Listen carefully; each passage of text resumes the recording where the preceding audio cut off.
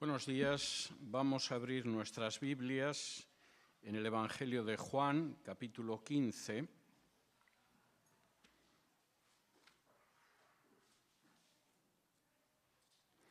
Y vamos a continuar donde nos quedamos la semana pasada. Estamos en esa parte del Evangelio de Juan en que Juan se extiende bastante con lo que pasa en la última cena y en la que efectivamente Jesús continúa hablando con sus discípulos antes de su prendimiento.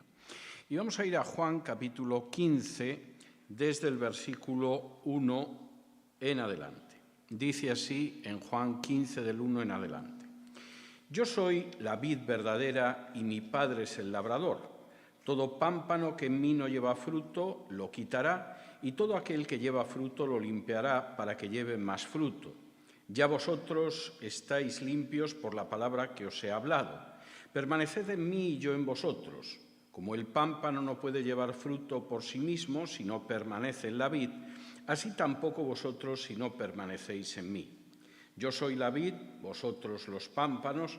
El que permanece en mí y yo en él, ese lleva mucho fruto, porque separados de mí nada podéis hacer.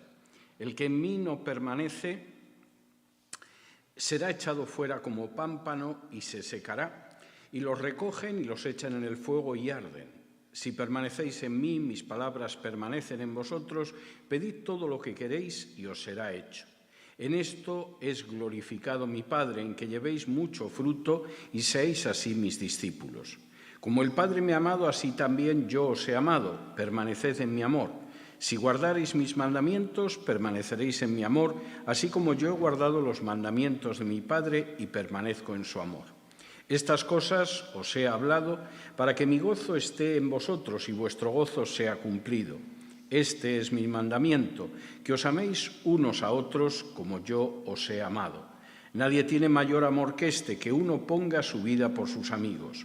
Vosotros sois mis amigos si hacéis lo que yo os mando. Ya no os llamaré siervos, porque el siervo no sabe lo que hace su señor, pero os he llamado amigos porque todas las cosas que oí de mi Padre os las he dado a conocer. No me elegisteis vosotros a mí, sino que yo os elegí a vosotros, y os he puesto para que vayáis y llevéis fruto, y vuestro fruto permanezca, para que todo lo que pidiereis al Padre en mi nombre, Él os lo dé. Esto os mando, que os améis unos a otros. Si el mundo os aborrece, sabed que a mí me ha aborrecido antes que a vosotros. Si fuereis del mundo, el mundo amaría lo suyo, pero porque no sois del mundo, antes yo os elegí del mundo, por eso el mundo os aborrece. Acordaos de la palabra que yo os he dicho: el siervo no es mayor que su señor. Si a mí me han perseguido, también a vosotros os perseguirán. Si han guardado mi palabra, también guardarán la vuestra. Mas todo esto os harán por causa de mi nombre, porque no conocen al que me ha enviado.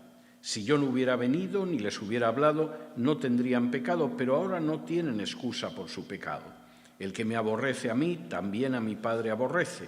Si yo no hubiese hecho entre ellos obras que ningún otro ha hecho, no tendrían pecado, pero ahora han visto y han aborrecido a mí y a mi Padre.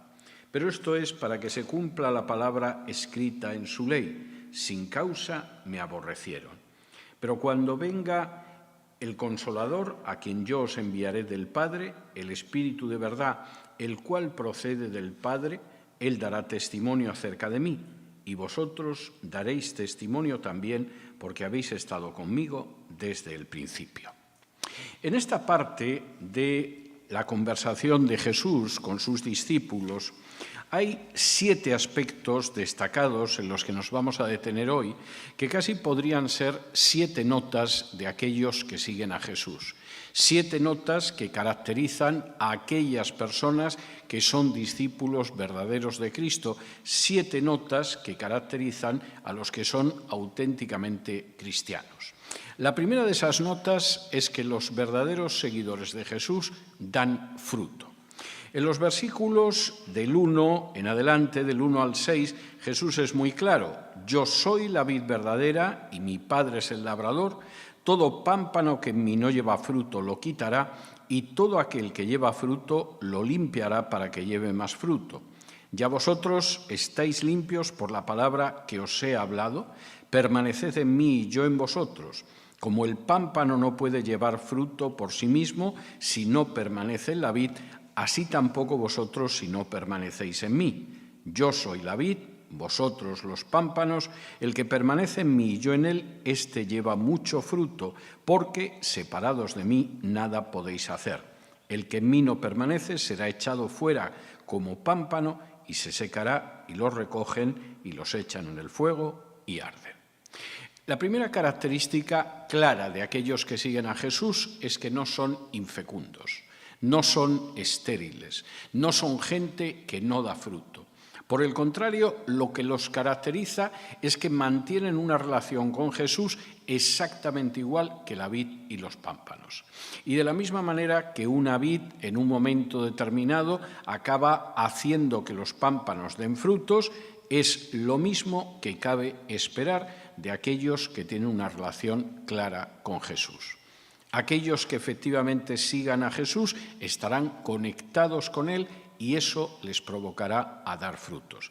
Y si no dan frutos o si no permanecen en la vid, si no permanecen en Jesús, obviamente no forman parte de sus seguidores. Es más, el hecho de no estar imbricado, injertado, conectado con Jesús como la vid verdadera, lo que significa es que en última instancia es una persona que se seca y finalmente todo aquello que se seca acaba en el fuego.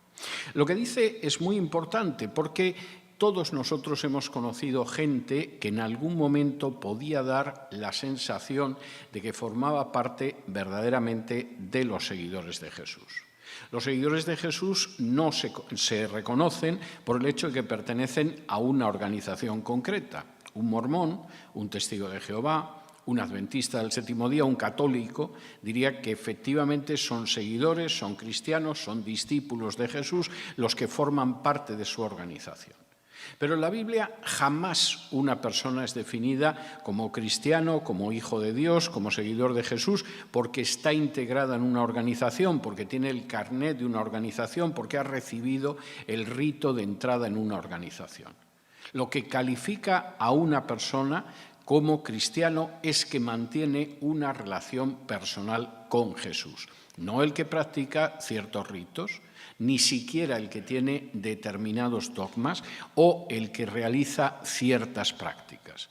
Es aquel que tiene una relación directa con Jesús, que no piensa que la salvación esté relacionada con la pertenencia a una organización, sino que sabe que la salvación viene de Jesús, que no cree que la salvación es algo que gana por sus méritos, sus obras o sus rituales, sino que sabe que la salvación solo viene de Jesús y nosotros nos la apropiamos por la fe.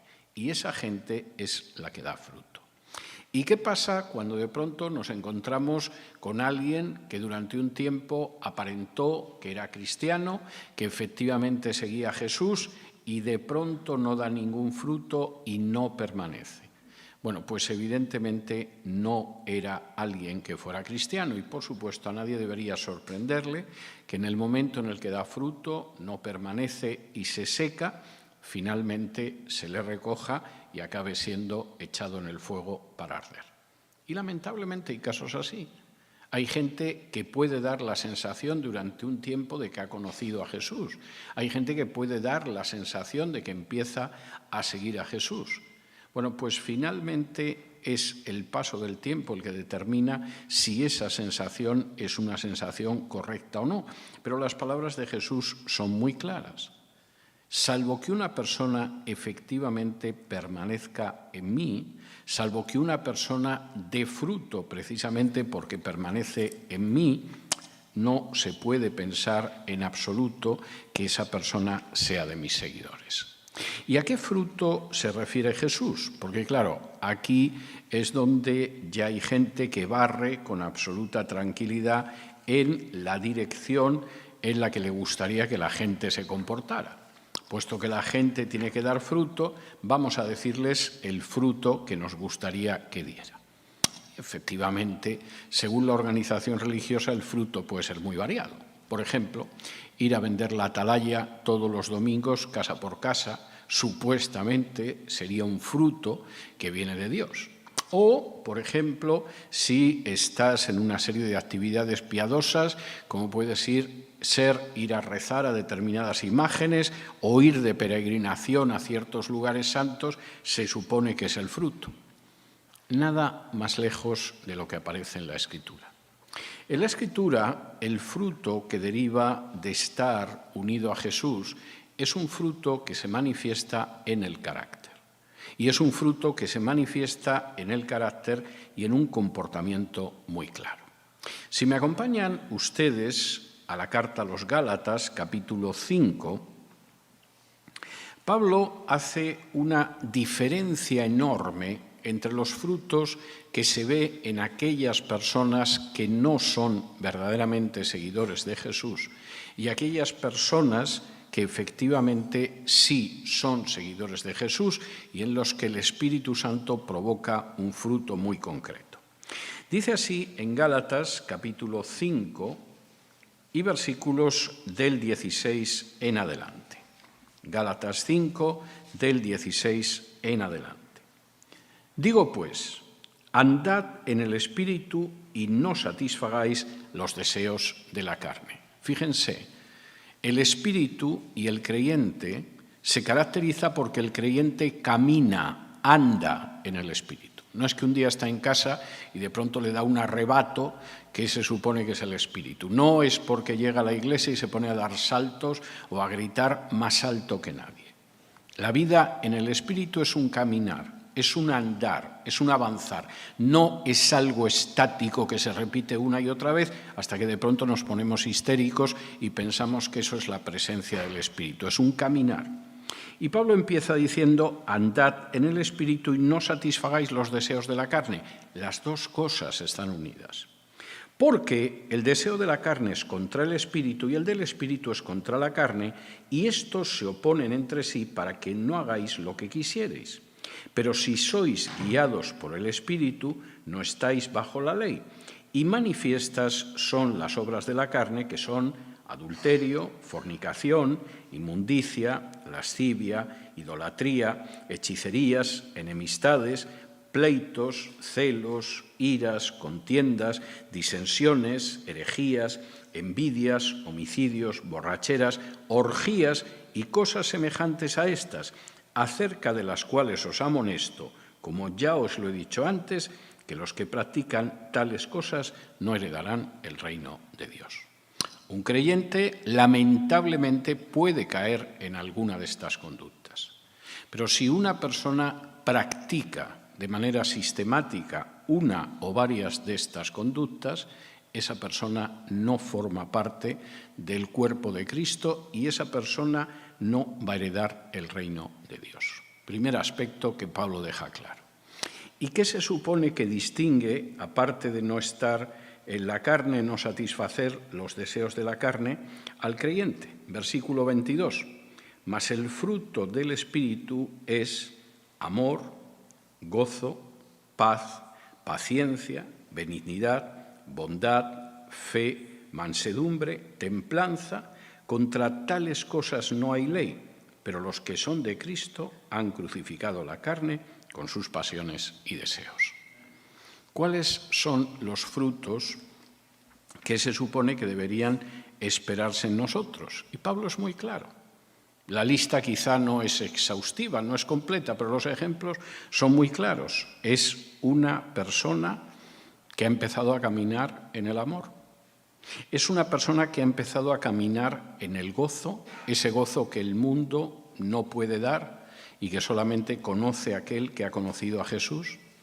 Es una persona que efectivamente vive en la paz que solo Cristo puede dar. Es una persona que va desarrollando la paciencia y va soportando de manera creciente las conductas a veces no muy tolerables de los demás. Es una persona benigna. Es una persona que cuando ve las conductas de otros procura tratarlas con benevolencia, procura tratarlas de una manera que efectivamente se asemeja a la inmensa paciencia que Dios tiene con nosotros. Es una persona bondadosa. Realmente su actitud es la de alguien que quiere hacer el bien a los demás o que está intentando ver cómo se quita a los demás de encima cuanto antes. ¿Es una persona de fe? ¿Realmente la fe es algo que va formando parte de su carácter poco a poco, aunque inicialmente sea más pequeña que un grano de mostaza? ¿Es una persona que practica la mansedumbre? Que efectivamente cuando recibe ataques y agresiones procura responder de manera mansa, incluso no responder, o por el contrario es la persona que no te acerques mucho porque te clavará el aguijón. Y finalmente es una persona con templanza, es una persona que controla sus pasiones, o es una persona que basta colocarle una copa delante o cualquier tipo de pasión delante, puede ser una copa, puede ser una pierna, y realmente la persona es incapaz de controlarse. Pues estos son los frutos del Espíritu. Y realmente aquella persona que esté siguiendo a Jesús es una persona que da estos frutos. Y esos frutos son imposibles de dar cuando uno no está profundamente, íntimamente, cordialmente insertado en Jesús. Es imposible tener la paz del Espíritu sin estar conectado con el que da esa paz, que es Jesús. Es imposible amar como ama Jesús si ese amor no se ha recibido antes. Es imposible totalmente contar con un gozo que solamente Jesús puede dar si realmente no se está en él. Y esto es lo primero que caracteriza a las personas. Ahora, lamentablemente, muchas veces el tipo de predicaciones y enseñanzas que se oyen desde el púlpito no hacen énfasis en los verdaderos frutos, sino que hacen énfasis en otro tipo de cosas. Si efectivamente ciertas manifestaciones se dan en tu vida, si determinadas conductas se producen en tu vida, si sigues determinados ritos, entonces se supone que eres cristiano. Pero lo que dice Jesús aquí, cuando empieza a definir a sus seguidores, es tremendo. La primera nota es que yo soy la vid verdadera, que mi Padre trabaja con esa vid y que vosotros formáis parte de esa vid y entonces daréis fruto. Poco a poco, el Padre tendrá que limpiaros de muchas cosas. Habrá que quitar cosas que no funcionan bien en cada uno de los pámpanos que somos nosotros, pero daréis fruto y en un momento determinado daréis fruto en abundancia, llevaréis mucho fruto. Si este fruto no se ve, pues evidentemente o la persona no es creyente o, y esto es tremendo, es una persona que está viviendo espiritualmente en un nivel de muy poca madurez, de mucha carnalidad. Segundo, aquellos que siguen a Jesús, y esto es algo importante, serán escuchados por Dios. No solo es algo muy importante, es un enorme privilegio. Versículo 7, si permanecéis en mí y mis palabras permanecen en vosotros, pedid todo lo que queréis y os será hecho. Por supuesto, se puede interpretar muy mal este versículo. Hay gente que considera que esto es una especie de tarjeta de crédito que tiene con Dios y que Dios es además una especie de Santa Claus o de abuelo imbécil que le concede todo tipo de capricho a sus nietos absolutamente insoportables.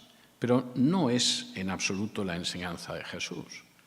Si permanecéis en mí y mis palabras permanecen en vosotros. Si realmente lo que os importa es obedecerme y aquellos mandamientos que yo os he dado es lo que hay dentro de vuestro corazón, podéis pedir lo que queráis y os será hecho. Las condiciones que pone Jesús son bastante claras. No está diciendo que cualquier cosa que tú pidas porque se te antoja es algo que no te preocupes, que el Padre te la va a conceder. Cualquiera que tenga hijos sabe que eso no se puede hacer. Hay veces que un niño te pide algo que efectivamente es bueno, que se lo concedas. Hay veces que lo bueno es decirle que eso no es y hay veces en que la negativa tiene que ser tajante. Y eso lo sabe cualquier padre que se haya molestado en educar medianamente bien a sus hijos. Y Dios no va a hacer las cosas peor que cualquier padre medianamente sensato que pueda vivir en este mundo. Podéis contar con todo desde el momento en que permanecéis en mí y lo que hay dentro de vosotros es lo que yo os he mandado. ¿Y por qué? Pues porque cuando uno está conectado con el Señor y cuando uno tiene las prioridades del Señor, el enfoque del Señor y la visión del Señor, no va a pedir estupideces. No se va a poner a proclamar que esta casa es mía, para que luego llegue la crisis del 2008, no la puedas pagar y pierdas todo lo que diste por la casa y encima te veas en la calle, como yo he visto. No te vas a poner a proclamar que este automóvil de lujo es mío, para que a partir del tercer pago te lo tengan que quitar porque ya eres incapaz de hacer el cuarto pago. No se va a poner a proclamar que las vacaciones en el Caribe son indiscutiblemente mías porque para eso soy hijo de Dios, como si al parecer el hecho de ser hijo de Dios te garantice una serie de vacaciones en lugares paradisíacos. Lo que Jesús está diciendo es muy claro. Tú permanece en mí. Mira las cosas como yo las veo. Entiéndelas como yo las entiendo. Compréndelas como yo las comprendo. Interprétalas como yo las interpreto. Y ten en tu corazón mis palabras. Y lo que va a salir de ti es algo que jamás va a encontrar un no de parte del Padre. Y eso es totalmente cierto. No hay nada, absolutamente nada, que podamos pedir a Dios conforme a su voluntad que Dios nos vaya a rechazar. Es algo clarísimo. Seremos escuchados por Dios. Y es algo enormemente bello. Si me acompañan a la carta a los Hebreos, capítulo 4, aparece precisamente esa misma promesa y de una manera en la que además nos muestra por qué esa promesa es una promesa que se va a cumplir siempre, porque ha tenido un coste y un coste elevadísimo, incomparable. En Hebreos capítulo 4 y versículo 15 dice así, Hebreos 4:15, porque no tenemos un sumo sacerdote que no pueda compadecerse de nuestras debilidades, sino uno que fue tentado en todo según nuestra semejanza, pero sin pecado.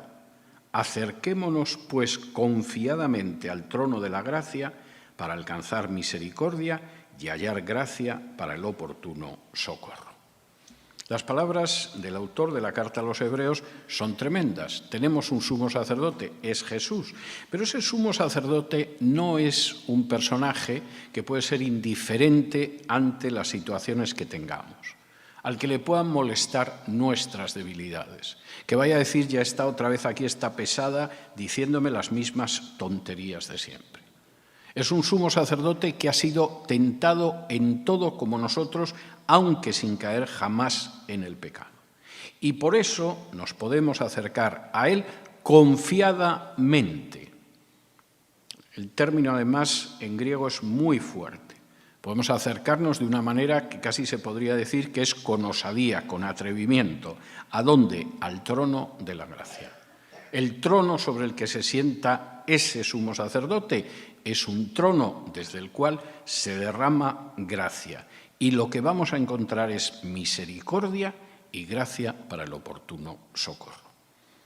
Lo que caracteriza, en segundo lugar, a los seguidores de Jesús es que van a ser escuchados por Dios, que no tienen que temer encontrarse con los oídos sordos de un Dios que carece de clemencia y de misericordia, que no tienen que temer que Dios se olvide de ellos, que no tienen que temer que Dios no los considere. Por el contrario, serán escuchados por Dios. Tercero, los seguidores de Jesús se van a caracterizar también porque su alegría, su gozo será cumplido. Versículo 8. En esto es glorificado mi Padre, en que llevéis mucho fruto y seáis así mis discípulos. Como el Padre me ha amado, así también yo os he amado. Permaneced en mi amor. Si guardareis mis mandamientos, permaneceréis en mi amor, así como yo he guardado los mandamientos de mi Padre y permanezco en su amor. Estas cosas os he hablado para que mi gozo esté en vosotros y vuestro gozo sea cumplido. Mi Padre se glorifica en que llevéis mucho fruto y así se vea que sois mis discípulos. Y como el Padre me ha amado, también yo os he amado. Y si guardáis mis mandamientos, permaneceréis en mi amor. Y todo esto, ¿por qué os lo cuento? Versículo 11.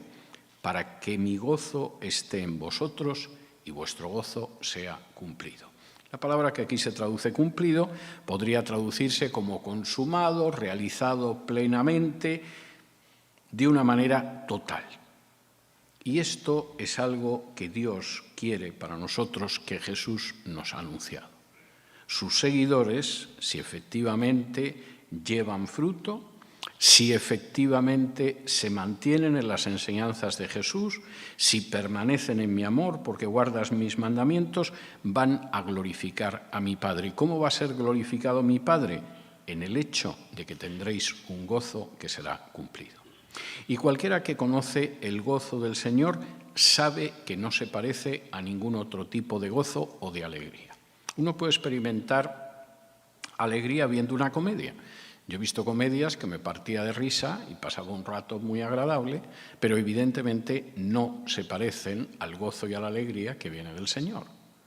Yo sé lo que es tener momentos de gozo y alegría porque lo pasas bien saliendo un día al campo con los amigos y te diviertes. Sé lo que es tener gozo en un momento determinado porque te dan una buena noticia. Son distintas formas de gozo, no tienen por qué ser malas, pero nada se compara al gozo y a la alegría de tener una comunión con Dios y con su Hijo. Nada se compara a eso. Y cualquiera que ha pasado por ese tipo de gozo y ese tipo de alegría sabe que hay diferencias. Es como cuando a lo mejor has tenido varios novios o varias novias y acabas encontrando a la persona que sí, que es la persona con la que vas a compartir toda tu vida.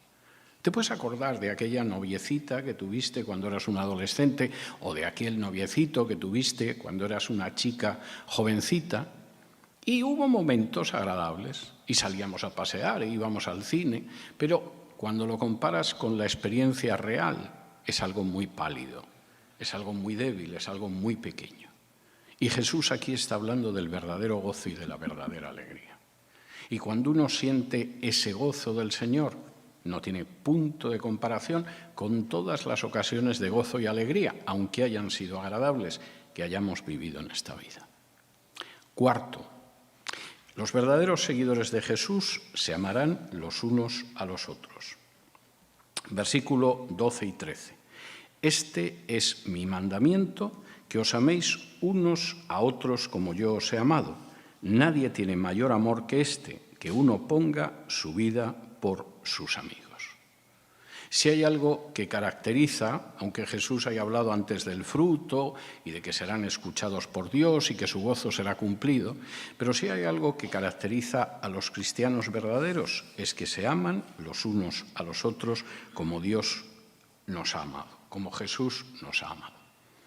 Y eso llega, como Jesús señala aquí, hasta el punto de que a veces se pone la vida por otros. A mí no me resulta muy difícil captar cuando una congregación realmente vive esto. Yo no me quedo deslumbrado por el tamaño de un edificio donde la gente se reúne para los cultos del domingo. No me deslumbra jamás el coro que pueda tener. El coro del tabernáculo mormón es impresionante y no creo que eso acerque más a los mormones al cristianismo. Y, por supuesto, no me impresiona, a veces me aterroriza ver el volumen de las ofrendas en ciertos lugares de culto. Sobre todo porque luego veo que sigue habiendo pobres y necesitados y que eso parece que no le interesa a nadie. Ninguna de esas cosas me dice nada. Pero sí puedo captar en muchas ocasiones donde efectivamente hay verdaderos discípulos de Jesús porque veo el amor que se tiene. Veo cómo reciben a la gente que llega por primera vez a la iglesia. Veo cómo se interesan por la gente que está enferma en la iglesia. Veo cómo se preguntan los unos a los otros si efectivamente alguien necesita asistencia o ayuda. Veo que a veces ni siquiera preguntan para acudir en asistencia o en ayuda de esas personas. Veo que de pronto se habla de una necesidad y hay una serie de personas que se levantan inmediatamente como si le hubieran dado un resorte para suplir esa necesidad. Veo que procuran que nadie pase necesidad dentro de la congregación, que nadie deje de acudir a la congregación porque no tiene un transporte, que nadie se vea desplazado de su casa porque no puede pagar el alquiler. Y uno ve en esas situaciones que efectivamente sí que se aman los unos a los otros como Jesús nos amó. Y eso se ve también en la manera en que la gente pone la vida los unos por los otros. Por supuesto, a veces poner la vida puede ser algo total y absoluto. Realmente acabas sacrificando tu vida por otras personas, y es así. Pero yo puedo ver en esta congregación cómo la gente pone su vida por la de los demás.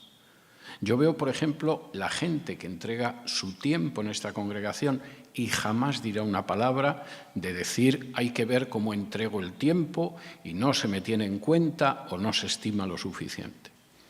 Yo puedo ver la gente, aunque haya algunos que no se dan cuenta de ello, que dedican infinidad de tiempo, quizá demasiado, a preparar, por ejemplo, el desayuno de los domingos. Yo puedo ver la gente que cuando de pronto hay una necesidad de transporte, son varios para cubrir esa necesidad. Yo puedo ver la gente que inmediatamente que ve un motivo de oración se lo comunica al resto de la congregación para que todos nos pongamos a orar. Yo puedo ver la gente que viene desde muy lejos para enseñar música y para ensayar en esta congregación. Yo puedo ver la gente que, a pesar de que son personas que quizá no tienen una instrucción formal, se preocupan en prepararse las partes de la palabra que tienen que compartir con la congregación. Yo puedo ver la gente que renuncia un sábado por la mañana a quedarse tranquilamente en su casa y viene de lugares que están alejados para poder compartir el Evangelio en la calle. Yo veo la gente que también disfrutaría a lo mejor una mañana de domingo dedicándose a no hacer nada, que es algo muy agradable para hacer en domingo, y que sin embargo están atendiendo a distintos ministerios en esta congregación. Y esa gente pone su vida de una manera literal. Y esa gente pone su vida de una manera literal quitándose ese tiempo de su descanso, de su entretenimiento o de su ocio. Nunca les he visto quejarse por ello. Es más, hay algunos que tengo la sensación de que no tienen bastante. Y a veces siento la tentación de decirles, tómate un respiro, tómate un descanso. No hace falta que sea todas las semanas, vamos a reorganizarnos de tal manera que la carga sea un poco más ligera. Porque efectivamente es gente que está poniendo su vida por los demás. Y esa es la mayor manifestación de amor que existe, poner la vida por los demás. No voy a decir nombres porque no es cuestión de mencionar a la práctica totalidad de la congregación, pero es así. Y la gente que conoce a los hermanos y a las hermanas de la congregación sabe que es así. Y la razón fundamental, supongo, por la que al menos algunos sentimos un enorme gozo y un inmenso agradecimiento hacia Dios por estar en esta congregación, es porque es una congregación de amor. No es una congregación de gente rica. No es una congregación de profesionales acaudalados. No es una congregación que pueda emprender grandes obras materiales, precisamente por las limitaciones que tenemos todos. Pero, sin embargo, yo muchas veces me quedo sorprendido del grado de entrega, de amor, de servicio que se puede ver en una congregación que es numéricamente pequeña y económicamente muy humilde. Porque en última instancia lo que mueve eso es el hecho de la conexión con el Señor y el hecho de vivir, de caminar, de andar en ese mandamiento, de amarnos los unos a los otros. Quinto, los verdaderos discípulos de Jesús, y esto es muy importante, son considerados amigos por Jesús. Versículos 14 y 15. Vosotros sois mis amigos si hacéis lo que yo os mando. Ya no os llamaré siervos, porque el siervo no sabe lo que hace su señor, pero os he llamado amigos porque todas las cosas que oí de mi Padre os las he dado a conocer. Desde mi opinión personal, no tienen ustedes por qué compartirla, estos dos versículos son de los versículos más hermosos de todas las Escrituras. Jesús de pronto se dirige a sus discípulos y les dice que son sus amigos y que Él no los va a llamar siervos. Bueno, ellos se pueden considerar siervos de Dios, etc., pero Él no los va a llamar siervos. Y no los va a llamar siervos porque el siervo no sabe lo que hace su Señor. Un siervo puede tener una relación relativamente buena con su Señor. Puede incluso ya conocerle tan bien que, bueno, ya sabe más o menos cómo tiene que tener preparadas las cosas y todo lo demás. Pero un siervo nunca es un amigo de su Señor. No lo es. Y Jesús dice, yo, sin embargo, os llamo amigos, porque todas las cosas que oí de mi Padre os las he dado a conocer. El ser amigo, y por si alguien quiere interpretar mal estos versículos, hay que enfatizarlo, no implica ser complaciente. Es verdad que hay amigos que se caracterizan por el hecho de justificar todas las atrocidades que hacen otro amigo. Tu amigo es un ladrón, no es tan importante porque Juan es mi amigo. Tu amigo Pedro golpea a su mujer y se emborracha todos los fines de semana, bueno, pero Pedro es un buen chico. No, no es esa la manera en que Jesús está hablando de amistad. Es el que es un verdadero amigo. Es el que en un momento determinado, claro, que te dice que lo que estás haciendo está mal. Y que si sigues así, te vas a ver en la calle. O si sigues así, vas a desgraciar tu vida. O si sigues así, vas a arruinar tu familia. Y Jesús dice, mis seguidores tienen una relación tan estrecha conmigo que no es la de un siervo y un amo. Es la relación entre amigos. Y si efectivamente hacéis lo que os mando, sois mis amigos. Y os llamo mis amigos porque todo lo que he oído de mi Padre os lo he dado a conocer. Y esto es un gran privilegio. Sexto, los seguidores de Jesús tienen además otro privilegio enorme. Aparte de que efectivamente, gracias a la acción del Espíritu Santo van a dar fruto, y aparte de que su gozo va a ser cumplido, y aparte de que Él los considera amigos, los seguidores de Jesús son elegidos por Dios. Versículos 16 y 17. No me elegisteis vosotros a mí, sino que yo os elegí a vosotros y os he puesto para que vayáis y llevéis fruto y vuestro fruto permanezca, para que todo lo que pidiereis al Padre en mi nombre, Él os lo dé. Esto os mando, que os améis unos a otros.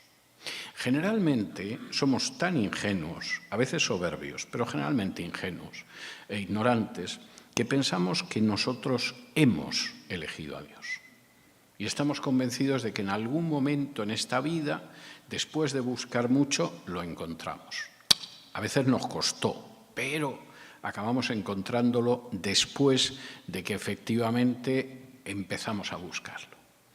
El Evangelio de Juan, pero también el resto del Nuevo Testamento, deja claro que no es así. Nosotros podemos pensar que es así. Podemos pensar que un día, de pronto, pasamos por delante de una iglesia y entramos en la iglesia y escuchamos el Evangelio y aceptamos a Jesús. Y desde nuestro punto de vista puede parecer así, pero no es así. El Evangelio de Juan comenta cómo nadie puede venir al Padre si yo no lo traigo, y la palabra que Jesús utiliza no es traer, es arrastrar. En realidad nosotros hemos llegado a conocer a Dios porque Dios nos ha arrastrado hasta Él. No nos hemos dado cuenta. Podemos pensar que en algún momento fuimos tan inteligentes y tan avispados que efectivamente descubrimos a Dios. Pero era Dios el que nos estaba arrastrando. Y si de pronto, después de conocer a Jesús y habernos convertido, en un momento nos sentamos y reflexionamos con tranquilidad, nos damos cuenta de que no lo encontramos, fue Él el que nos encontró. De pronto descubrimos que hubo una persona que nos habló del Evangelio justo en el momento en el que íbamos a escuchar. De pronto captamos que estábamos en una situación espiritual que era justo la situación espiritual para que en ese momento Dios pudiera arrojar luz en nuestro corazón. De pronto nos damos cuenta de que aquel verano fue un verano desastroso, pero era el verano ideal para que pudiéramos reconciliarnos con Dios.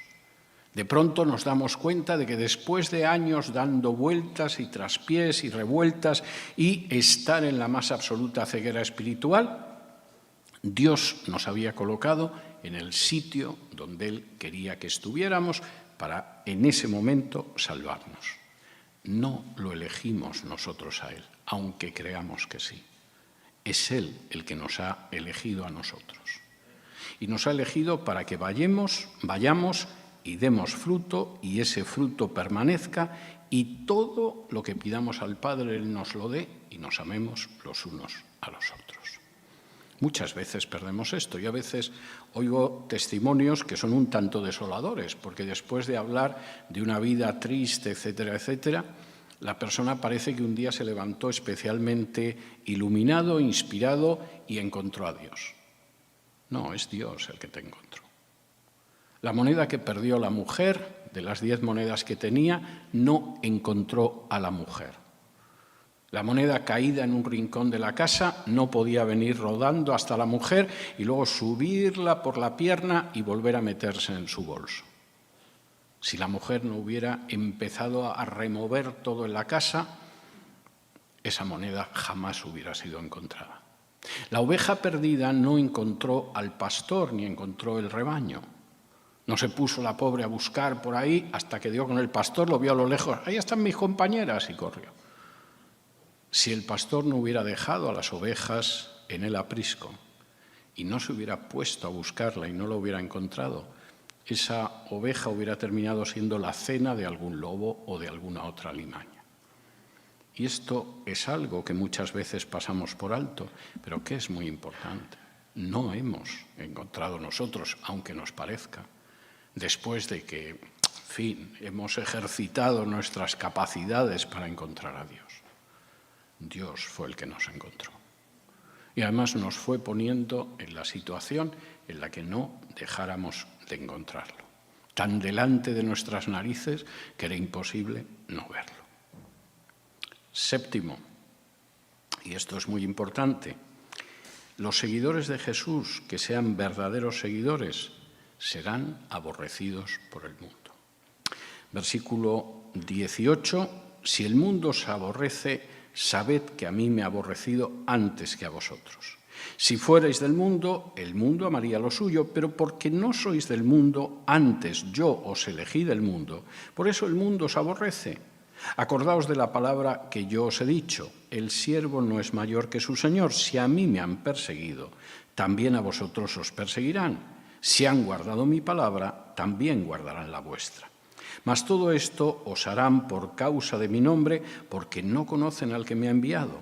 Si yo no hubiera venido ni les hubiera hablado, no tendrían pecado, pero ahora no tienen excusa por su pecado.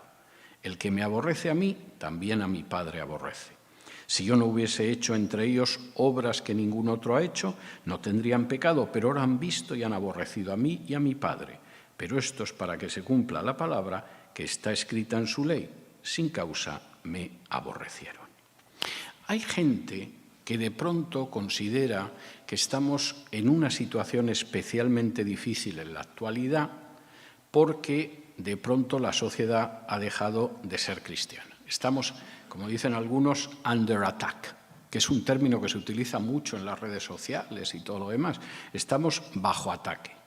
Mira, si no has estado bajo ataque antes, permíteme que dude de la forma en que vivías tu vida cristiana. Porque Jesús es muy claro. No os extrañéis de que el mundo os aborrezca. El mundo me ha aborrecido a mí antes que a vosotros. ¿Qué pensáis? ¿Que vais a ser populares? ¿Por qué tendríais que ser populares? Bueno, pero es que ha habido una época en que la gente era muy cristiana, ¿no? Fornicaba menos, al parecer. Los homosexuales no se paseaban por la calle. Habría algún homosexual, pero no se paseaban por la calle. Ya. ¿Y tú te crees que en esas épocas los cristianos que hablaban en contra de la codicia eran bien vistos? Porque no había codicia en otras épocas. Todo el mundo era absolutamente generoso. Nadie quería explotar al prójimo para tener más dinero. ¿Piensas que los cristianos que se manifestaron en contra de la codicia en otras épocas eran cristianos aplaudidos? Cuando John Wesley se subía a un púlpito y decía: si cuando yo muera tengo 5 libras, llamadme ladrón, ¿ustedes creen que eso le hacía muy popular entre las clases pudientes en Inglaterra y a este lado del Atlántico? Y cuando los cristianos en un momento determinado, como los profetas del Antiguo Testamento, clamaban contra aquellos que explotaban a los demás, ¿ustedes creen que eran populares? ¿Ustedes creen que cuando hubo cristianos que se quejaron porque había criaturas de 8 años que trabajaban hasta 16 horas diarias en las minas o en las fábricas, esos cristianos eran populares? ¿Ustedes creen que cuando hubo cristianos que clamaron porque había mujeres a las que también explotaban hasta 16 horas diarias, a lo mejor no en las minas, pero sí en talleres, esos cristianos eran populares? ¿Ustedes creen que cuando de pronto los cristianos no solamente clamaban contra la codicia o el hecho de que se explotara injustamente a mujeres, a niños, a hombres, a ancianos, sino que también hablaban en contra de las guerras? ¿Ustedes creen que eran populares? ¿Ustedes creen que cuando una nación enloquece y decide que lo mejor que puede hacer es matar al prójimo porque simplemente le separa del prójimo una frontera, una bandera o una lengua? Y de pronto había cristianos que decían que eso no era cristiano. ¿Piensan ustedes que eran populares? Ser cristiano nunca ha sido popular. En unas sociedades es impopular porque los cristianos tenían una moral sexual que no se adaptaba. No crean ustedes que el mundo clásico, el de Roma o el de Grecia, era un mundo más santo y más casto y más noble sexualmente que el mundo en el que vivimos. No hay nada más que leer los 2 primeros capítulos de la carta a los romanos para darse cuenta de que eran como mínimo tan degenerados como nosotros, como nuestra sociedad. ¿Y ustedes creen que cuando de pronto los cristianos decían en esa sociedad de la época de Jesús o de Pablo: no podéis abandonar niños al nacer, simplemente porque no queréis tener un niño en casa, y la mayoría de los niños abandonados además eran niñas, ¿ustedes creen que eran populares? ¿Ustedes creen que eran populares cuando alguien como Pablo podría escribir a Filemón y decirle: este esclavo tuyo que se llama Onésimo, no lo trates como esclavo, sino como a tu hermano en Cristo? ¿Ustedes creen que eso hacía popular a la gente? ¿Que los que eran propietarios de esclavos y esclavos sentían una profunda simpatía hacia los cristianos que eran contrarios a la esclavitud? No. Ser cristiano nunca ha sido motivo de popularidad. Y si eres popular en una sociedad porque eres cristiano, más vale que te tantees la ropa, porque a lo mejor no lo eres tanto. A lo mejor simplemente estás arrojando agua bendita sobre situaciones de pecado terribles. Y cierras los ojos ante situaciones de pecado terribles. Y te haces fotografías con los políticos que prolongan situaciones de pecado terribles. Y luego, eso sí, puedes enseñar orgullosamente la fotografía tuya con un presidente, un senador o un congresista el mismo día, por ejemplo, que el Tribunal Supremo de este país aprueba el matrimonio homosexual. Y que yo estaba viendo los noticiarios y dije: ¿y toda esa gente que se hace fotografías con tanto político, en estos momentos estarán reflexionando o simplemente están revisando su agenda para ver cuándo se van a hacer otra fotografía con otro político? Ser cristiano no implica popularidad, implica ser aborrecido cuando uno es un cristiano como Dios quiere. Y es lógico, porque si Jesús acabó en una cruz, ¿qué nos hace pensar que a nosotros no nos va a pasar lo mismo? El versículo 20 es muy claro: acordaos de la palabra que yo os he dicho, el siervo no es mayor que su señor. Si a mí me han perseguido, también a vosotros os perseguirán. Y si han guardado mi palabra, también guardarán la vuestra. Y esto es así de evidente. De manera que si alguien siente que es mal visto por la vecina o por el jefe del trabajo o por el representante político que tenga, por el hecho de ser cristiano, que no se asuste, que no piense que estamos under attack, que no caiga en la idea de que estamos, a punto de que regrese Cristo. Esto lleva más de 20 siglos así, y es lógico.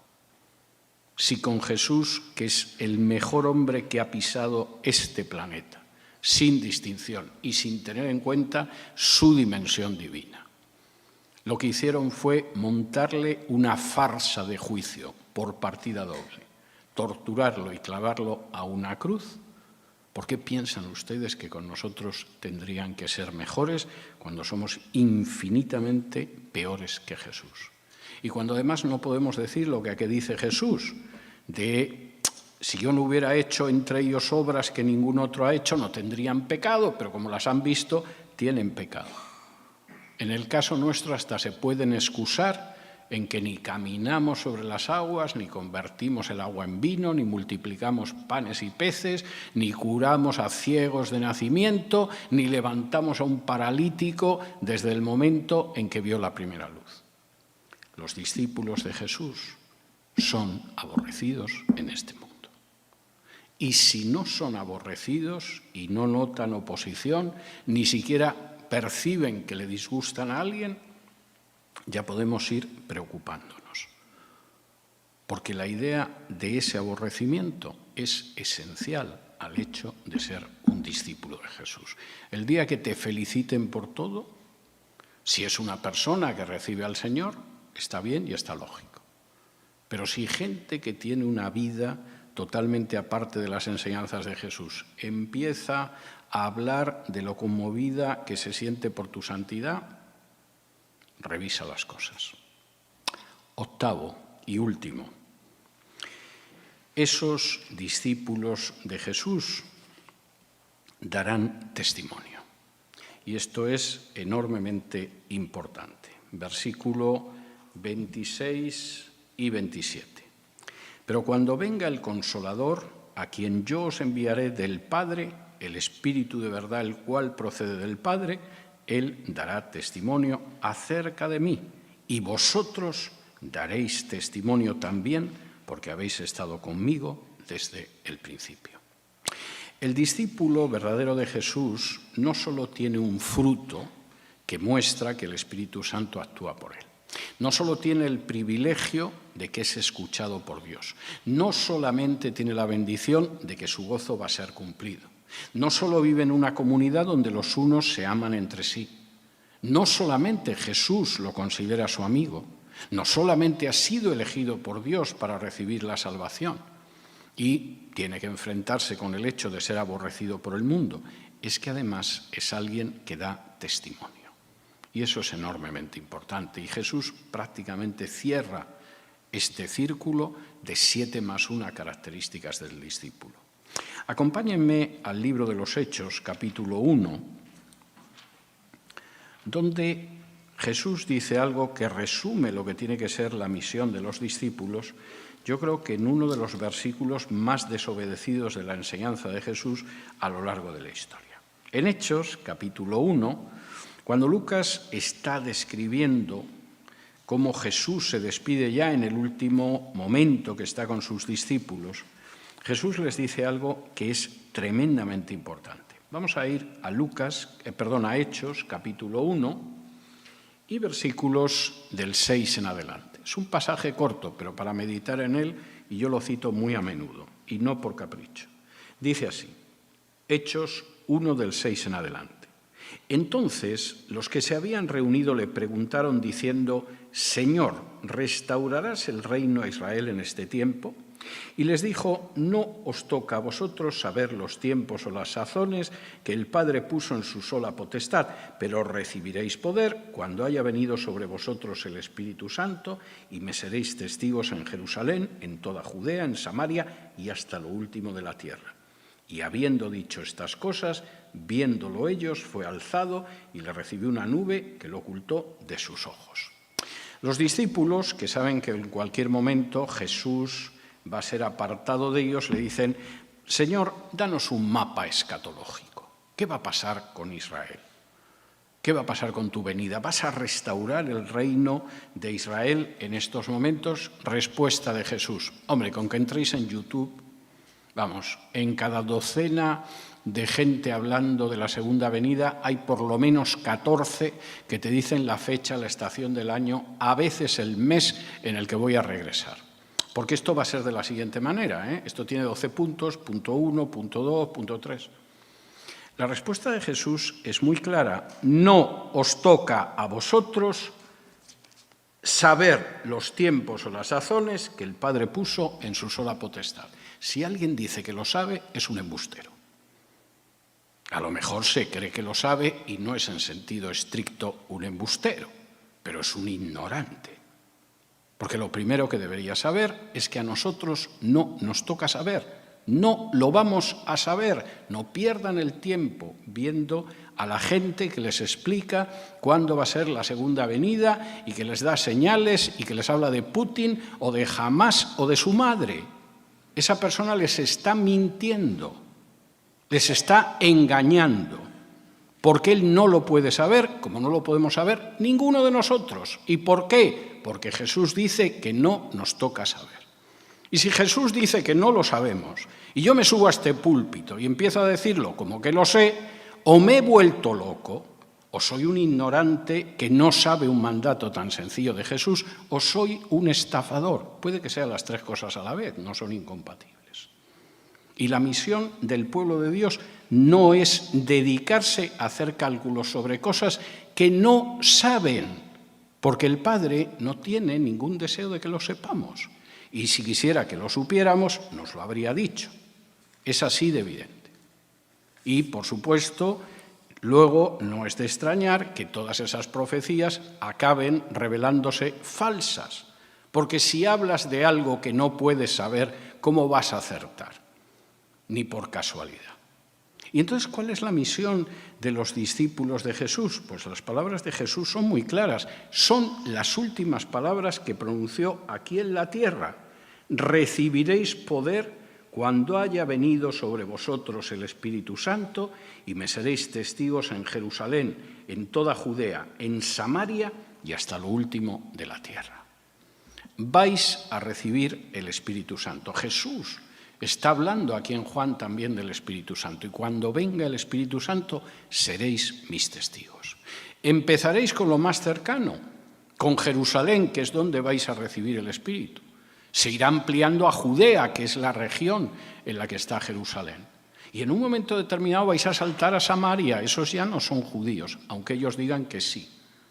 Y en un momento determinado iréis avanzando hasta lo último de la tierra. Y esa es la última característica de los seguidores de Jesús, que son sus testigos.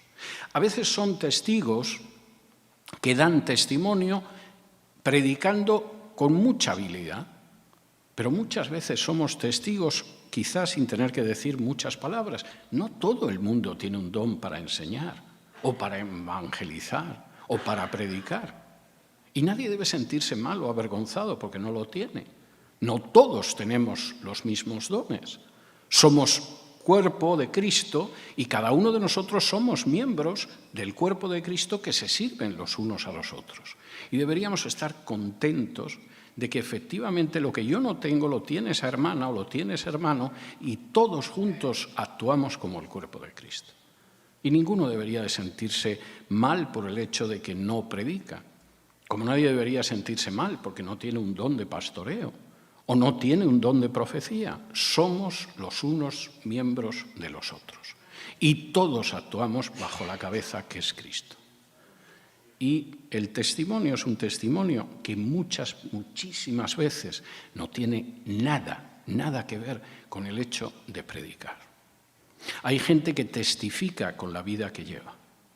Y que efectivamente los demás ven que esa es una mujer que es una esposa ejemplar, que ese hombre es un padre ejemplar, que ese compañero de trabajo es un compañero ejemplar, que esa persona es una persona que tiene una sensibilidad hacia aquellos que están en necesidad.